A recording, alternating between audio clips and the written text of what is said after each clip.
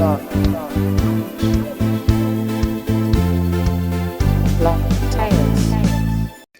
everyone and welcome to the next episode of Blocktales. Today we are here live at Crypto Assets Conference from the Frankfurt School, and today with me is Sarah Palurovic. Sarah, would you like to introduce yourself? Yeah, first of all, thank you for the really kind invitation. It was clear that we were going to meet here. I read that on LinkedIn somewhere. It might have actually been your post, and people said it's their home conference, and this is so true for the Crypto Asset Conference. So I'm Sarah Palurovic, and yeah, I'm here for several reasons, but the main one is, I guess, if you want to just briefly sum it up in one sentence, basically to meet super interesting people, not just for the jobs that I have at the Blockchain Center and the Digital Euro Association, but also just in general because I feel like I get a lot of great life advice actually from the Crypto Asset Conference every single time as well. That's amazing. Okay, so as you know, we always start with the first question, and this would be, how would you explain your everyday Web3 life to your grandma? That's a great question. Let's see. I would tell or what I say to my grandma is actually, I work in the Bitcoin business, and That's difficult. it's difficult. And it's not that she's not interested, but there's so many questions. If you go any deeper into it than this, where it gets very confusing for her, and I feel like it's more frustrating than it actually does any good. So I say I'm in the Bitcoin business. That was true when I only worked for the Blockchain Center, and now that I'm also dealing with the digital euro, which is of course something completely different. I just had a talk. Basically, somebody explained to me how central bank digital currencies are like on one end of the spectrum, and then bitcoins are on the other end. So I'm kind of straddling both. So I tell her, yeah, I'm working on, or not working on, but work with the path of making the cash in your wallet digital. And does she understand this? On a very high level, yeah, she does. Okay, so your grandma knows what Bitcoin is. Yeah, she does. And in fact, my grandpa is a passionate Bitcoin investor. Right. And I take credit for that one. And he always likes to tell his neighbors about how much he already made. Not so much lately, obviously, but he started, I think, 4 years ago when I first started talking about it. And he got convinced that it was something he wanted to look into. And he actually read some books on it as well. Actually, I'm surprised a bit because I wouldn't have expected you to orange pill your grandparents while you're working with CBDCs. How does this fit? Yeah, that's a really great question. Well, how does that fit together? I see it this way. A CBDC is inevitable, even though they say it's not decided yet whether there will be one, but there will be one. Full stop, basically.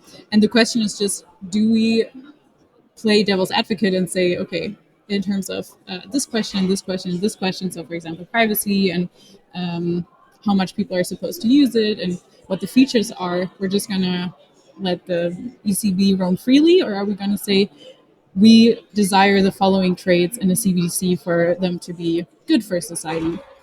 Is there anything for you in particular, for example, that you say you would want in a CBDC?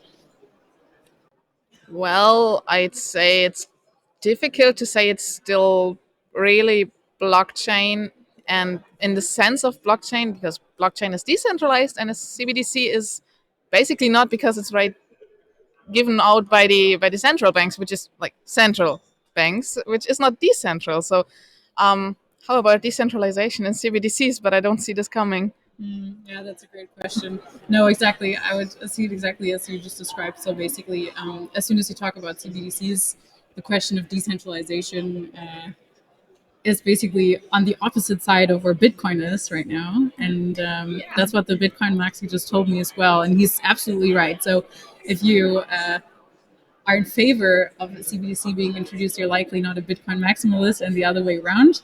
Um, and of course, I also have some mismatches in my head sometimes. Like, what is is there one better option, But I don't think you can really answer that question. I think it's not necessarily that both are in competition because, I mean, as I said, Bitcoin maximalists don't use a central bank digital currency, but my grandparents, coming back to them, I think they wouldn't care. I think it would be more user friendly for them, right? So I have a different opinion, but for them it might be easier to use a CBDC, and they don't really care about centralization and so on. I And mean, their maybe they conclusions. would if they knew about it. The thing here is also, do they have the knowledge and education about centralization, decentralization, and the implications of this on their money, whichever it might be, Bitcoin or fiat money or CBDCs? So maybe they would care if they would talk more about it or would know more about the decentralized part in this world. But yeah, probably you have a point in case that people just don't care and just want money that they can spend. Yeah, And some yeah, at least. Yeah. Is there? How would you say that? Would you say my jobs, they can't be they they kind of they clash in a certain way, or do you see it that there can be a connection there where it's actually beneficial to be in both spheres? I mean, that's why I asked, because I really was surprised that you could orange pull your grandparents on the one side, and then on the other side you can say, okay, I'm the Digital Euro Association and working towards CBDCs. So, but if you say, okay, for you it's two parts, then I think it's totally fine. And there is a case where you can say, okay, we might need both in the future.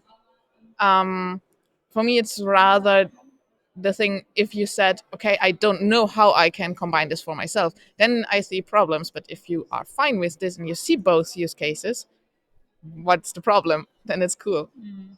Yeah, and as I said, I mean, certainly there's some times or some examples when I'm like, okay, I see both sides. Actually, a lot of times I think I see both sides. So people demanding complete privacy, for example, I see that. But then the purpose of, for example, having social payments made to your bank account. So, for example, now with the energy payment for students, if they just had to prove that they are students and who they are, that would be the only requirement for the money to be paid out. Okay, and whenever you were studying, of course, that was important too, that you were enrolled in university. But if you have 100% privacy, this would be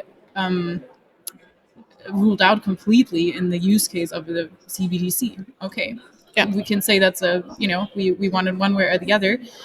But in a lot of ways, it often makes me think more nuanced and in less extremes, which I can find this discussion to be. So either you're a CBDC proponent or a Bitcoin proponent, but I actually think that there's a middle ground. And um, also something that the Bitcoin Maxi told me is he thinks people are going to invest in Bitcoin more as soon as the CBDC is introduced.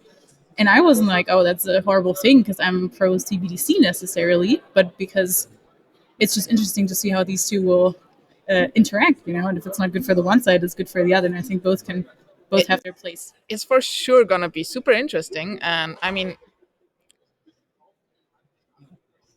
it's cool that you're even saying, okay, I can see both. And I think we need to be open-minded in either way. We can be super convinced from the one thing, but as Web3 is evolving, we should be open-minded to at least hear the arguments of the other side. I think the real problem comes up when people are closed and don't want to hear the arguments of the other side. You at least have to consider, and then you can say, okay, yeah, I agree or I disagree. But if you don't listen to, how can you make up your mind? Having said this, how did you get started? I mean, did you start with Bitcoin or with Ethereum, like Ethereum, or did you start actually with thinking about the CBDCs? No, not at all. I had no clues about CBDCs for the longest time. I started with a course at university that was about Bitcoin business and the future of money, Sounds and cool. it was super cool. That's what Orange filled me for sure. And from there on, yeah, I started it at the blockchain center, so way more Bitcoin and Ethereum angled. And I wrote my bachelor thesis about Bitcoin as a marketing tool, actually. So That's very interesting. Bitcoin focused. How did this end up? I mean, I'm a marketer. I'm running a marketing agency. So tell me, how did you conclude this thesis. Yeah, I mean, I actually think you're going to be very interested in this. It's a spicy topic. So it wasn't just Bitcoin as a marketing tool; it was Bitcoin as a marketing tool in online sex shops. What? No joke. I have that written on my final. How did you come up with, like, okay, how did you come up with this idea So many first and then questions. tell me how it ended up? But how did you come up with the idea?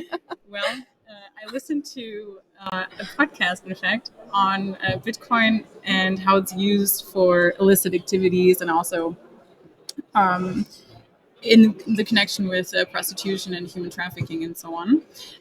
And I kind of had to take a marketing angle in my bachelor thesis. So I tried really hard to reconcile those two topics, and of course, uh, not shed a because the negative light has already been shed on Bitcoin when it comes to you know uh, sexual purchases and so on. Let's say, and the dark side of Bitcoin for what it's used. But I felt it was disproportionately highlighted. So I felt, okay, I'll use this opportunity to like take a twist on it. And if sex shops can empower people in their sexuality and Yeah. being free and so on and doing whatever they want, why not use Bitcoin that perpetrates some of those traits? So, for example, the freedom to do whatever you want with your money, not having anyone know what you've Bought. bought with the transaction and so on. There were just a lot of overlays that I thought we could, or I could look at from the standpoint of does this, what Bitcoin portrays, then transfer onto the brand of the online sex shop in a positive way, like, yeah, this is my full on autonomous website now for, buying these kinds of products if I want to, Yeah. because it displays my values or whatever I want to do, and how I want to do it in the perfect way. It's really like surprising that someone in a bachelor comes up with that topic. I have to admit. When was it?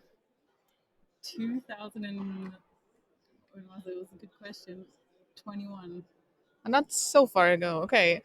I'm really. You have to send me this. I'm really interested in reading it. I will. Cool. Okay, so this is how you get started, more or less, right? But okay, from there on, like from Bitcoin and marketing purposes for sex shops, how did you get to CBDCs? Well, during that bachelor thesis, I met Marcel, who used to work for the Blockchain Center, and that's how I got introduced to Philip. And whoever knows Philip Sandner, that is, you know that he has a very broad field of interest when it comes to these topics. So he was clearly also interested in CBDCs, and he and some other people, they set up the Digital Euro Association um, through the Blockchain Center, basically, and that's how it came to be. And yeah, they were looking for people to join the team, and already had a track record, basically, with my now colleagues at the Yeah, DIA, and that's how it came to be. that's amazing. So it was more or less a chance by opportunity, but the real question: why do you want to do this? So is it just to make sure that both sides are seen, like so Bitcoin and CBDCs, and that CBDCs are in a way that you like, or which kind of Web3 do you really deeply believe in, so that you want to work in here? I have come to appreciate the social impact side of things very much, and I think for CBDCs that's quite clear. So to prevent a CBDC from being introduced that does harm to society in whatever way or form, I also think a lot of the risks we can't really um, know about just yet, or they'll look way different here than they will in Nigeria, where they have the CBDC introduced. And so for the social impact side on the blockchain and crypto side of things, I think it's pretty clear, because I do think that there's a clear case of for people who benefit from using crypto, and also when it comes to token carbonization, for example. I think that's very interesting. So solving real world problems through blockchain technology is summing it up quite well for me. But that's also a great question to ask you. How come you're in this field? What deeper purpose do you believe in that makes you work in it?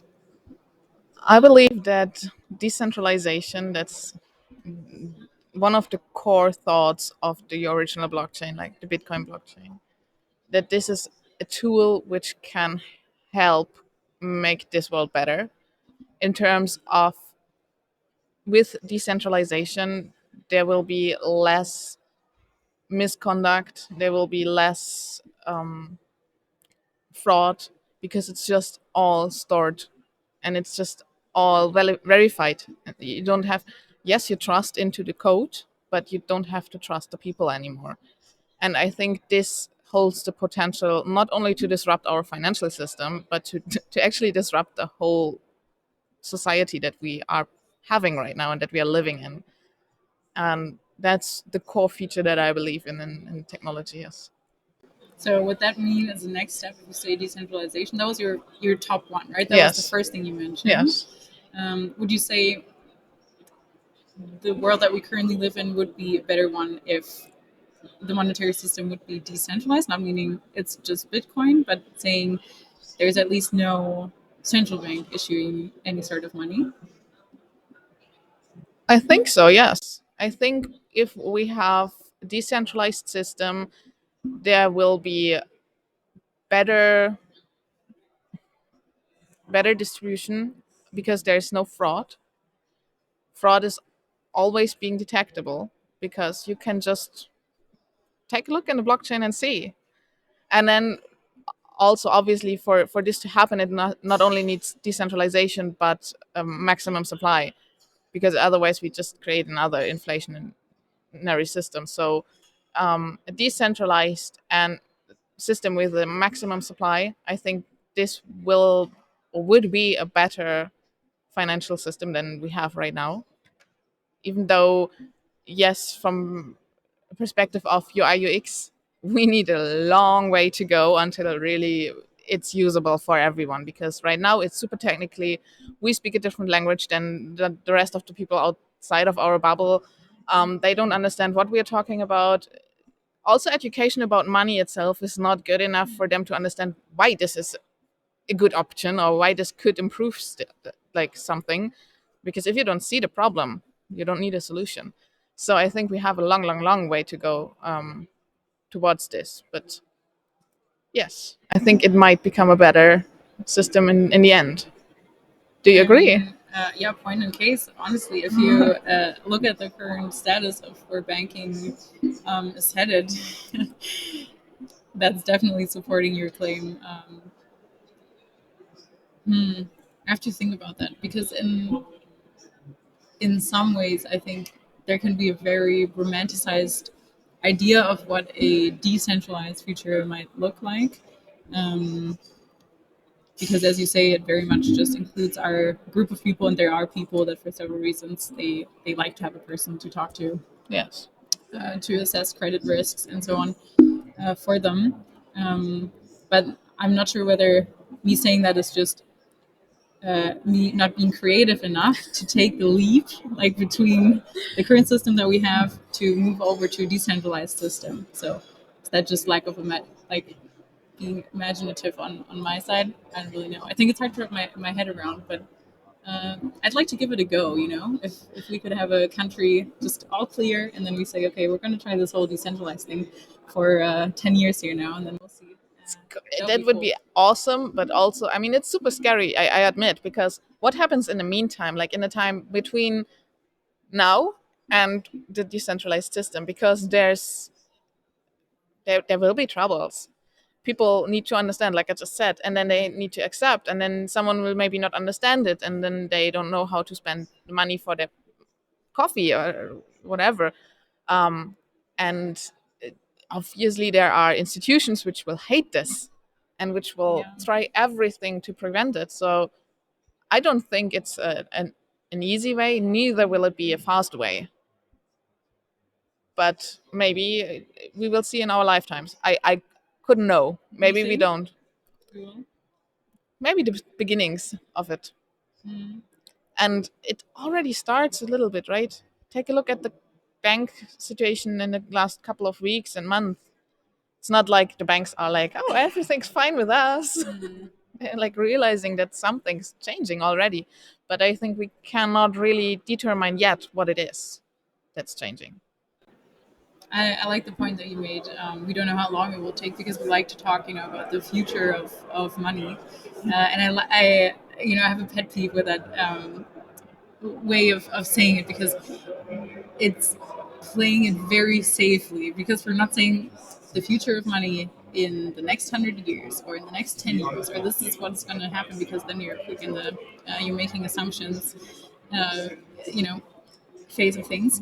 But this is very convenient because I also think that there's going to be a reconsolidation phase where you have more banking crises and more education about money, and then those circles perpetuate, and then you have a CBDC introduced, and people look more into Bitcoin, some of them, because they realize they don't agree with the values of the CBDC. And I think there will be a lot of those moments, but until real change happens, so we can speak about the future of money, I think it's ages until then, but I Or might be maybe proven wrong. not. Yeah, because like with I mean, computers, we also thought yes, it's just not gonna really yes. take off I or mean, take in the forever, right? 2000s, we were like, okay, this is my Nokia phone and it's up to date. It's the Yeah, newest thing that I can have. And then 2007, oh, that's an iPhone.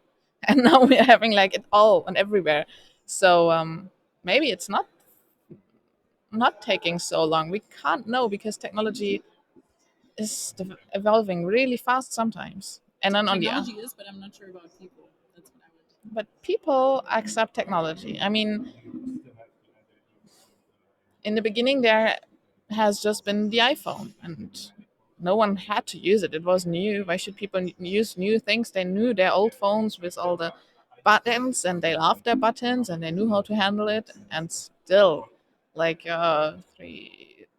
16 years later, um, everyone has a smartphone. Like no one uses an old phone anymore. At least not in our countries around here, right? You use them as burners at all, if at all.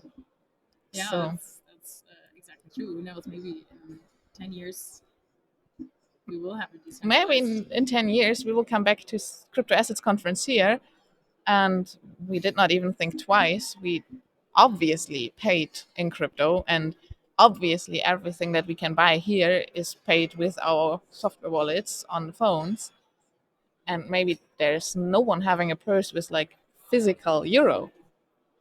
Maybe, we don't know. It would be really interesting though if this happens, and I would really love to take a look now on like crypto assets conference 2032, 33, and and see how it looks like and what's happening and who's there and which coin or which technology is up to date right then. That will definitely be interesting. But I'm sure we'll stick around. We'll know Yes. in 10 years down the line, right? Yeah. At 22, 33. That's where I mix it all up. Yeah. Yeah. Yeah, but I mean, time traveling would be nice. Not gonna happen so fast, I think, though. No, let's work on the whole future of money thing first, and then we'll get to the next thing. I mean, there are some people who say, okay, it's already happening and we don't know. Yeah, that's a bit off topic. That's true. But yes, I mean, um, conferences like these, they are important, in my opinion, to get the bubble together and to get the people in the bubble to talk, to connect, and then to get home with new ideas, create these, and with this, get more outreach and get more people from outside the bubble into the technology, into the applications, and to understand or to make them understand why we all are here and believe in it. Because I think this is also really key to make clear to the outside that we not try to manipulate everyone. Like we're not all fraudsters. We just believe in something. I hope so, at least. Yeah, Wait, and possibly self-fulfilling prophecy. maybe. Why are you attending these conferences? Mm, because I think that human connection cannot be overrated in one way or another. There's people here that you speak to all year. Some of them I've never met in person, and then you come here and you're like, oh, that tall person over there is actually, who I thought to believe to be like 160, and then you break the ice in a different way, and um, yeah, human connection. Not topic specific, as I said. I'm very open. I like to also just go around from booth to booth and learn about what people have to offer, what they do, because most of the things I don't know about what they're doing. I don't know what crypto custody does because I don't really have any touch point with it. But it's a way of building on hand knowledge without having to read another article or watch another YouTube video, and that's very refreshing. Yeah, I think it's also impossible to know about every topic right now. There's so much going on in the space. definitely. Would you say any one is more interesting than another? Is there any one in particular you're following right now? No, I wouldn't. Like, obviously, I'm interested in the Bitcoin as it's also the first and yeah, the technology that is the original, let's say like this. And I don't know if you checked the price this morning. We had a bump, a In pump, what a direction? pump. Oh, So pump. up. So yeah, for the people who were Awesome. listening, the Bitcoin price increased by this morning. Sweet. Yes. So I mean, and obviously everyone interested in the topic at all should be also taking a look at this at Bitcoin, because actually I have the feeling like last year when the last crypto assets conference happened, people were depressed, like really depressed. It was the first couple of weeks after the crash. Mm. The first banks were getting in trouble. The, the exchanges had lots of trouble, and FTX did not even happen back then. That was far in the Oh, future. true. Yeah. So people were Or in. Luna. Luna hasn't happened either. Terra Luna. No, but there was still the Bitcoin crash, and people were depressed and were like, "Oh, it's all going down." And yeah, it was, and we saw 16K in the meantime. Mm. So now I have more or less the feeling that okay, people have seen everything. All the Yeah, we're exchanges, becoming more resilient, yeah, all the actually. exchanges crashed. Now the banks crashed. So what can get worse? What shall happen now? But I think we've also become more resilient for crypto-related crashes as well, right? Yes, I mean, stablecoin depegging falling to what was it, 70 cents at the peak, roundabout. yes, I mean, yeah, it was news, but it was all about the banks and so on, and nobody. I mean, of course, there were your articles that said Bitcoin's dead now, but that and happened crypto's since 2008. yeah, exactly. But in that sense, I think yeah, that's a good observation, or it's just something I was thinking about from what you were saying. We've gotten better at keeping going. Yes, I mean, take a look around at this conference today and tomorrow. Um, People are just less caring about these events. It's just like, okay, we keep going. You do whatever you want to do, and you crash whatever you want to crash. We keep going, and I like the spirit. I really like it. Yeah, absolutely. Nothing to add to that one.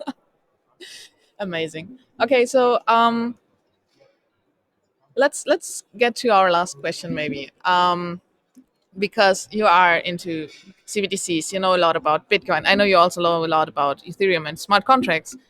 But what's a topic that you don't know a lot about? Why? And why would you love to know more about it? Okay, let me give this a hard think. Hmm, I would like to know more about NFT NFTs and specifically projects with a social impact that are working. So you don't just have the white paper or the team together, but profitable or not profitable, but startups in the field, maybe seed, maybe pre-seed, and that have a very promising. What do you say? Like, yeah, product simply. Okay. Stuff like NFT ticketing, for example, I find very intriguing. I had no idea that there was such a big black market out there with tickets being sold for much higher than if they were initially bought. And of Really? course, this isn't a social impact thing. Of course, it's great if people are not being scammed into buying tickets that are way too expensive. But apparently, NFTs have greatly help people, so artists as well, to get paid more fairly, and for these types of scams to not happen anymore. And um, yeah, I find that very fascinating. I'd like to more know about it. So next time we talk, you're an expert on NFTs, hopefully. Oh, okay, that was my assignment. Okay, No, but then no. then you also have to give yourself an assignment with the same question, meaning what's a topic you'd like to know more about that you currently don't? I've been exploring AI a bit more, but I would actually like to learn more about the technology behind. Like, I know how it works and how you can use it, but how does the tech in the back end work? Like, what happened that OpenAI, for example, was capable of creating ChatGPT? Like, how did they do it? That's something I would really love to know more about. Um, but I actually not sure if I'm capable of getting that deep into it to understand it. Because It's super interesting, that question, definitely. yeah. So what's your blocktail? Can you tell us a story, your blocktail, your crypto story in 30 seconds? Once upon a time. So once upon a time, it was a college student that didn't really have any direction, and there was one course that wasn't mandatory, and she took it, and it would change her life forever, and she fell down the rabbit hole. End of story. Amazing. Thank you, Dara, for being with us. And enjoy your conference and hopefully see you soon. Maybe we can just show the people that we've actually been here. Proof of attendance. Yes. POA. No NFTs though, but a Not start. yet. We'll Yes. see. Thank you so much, Katharina, and we will live happily ever after. All right.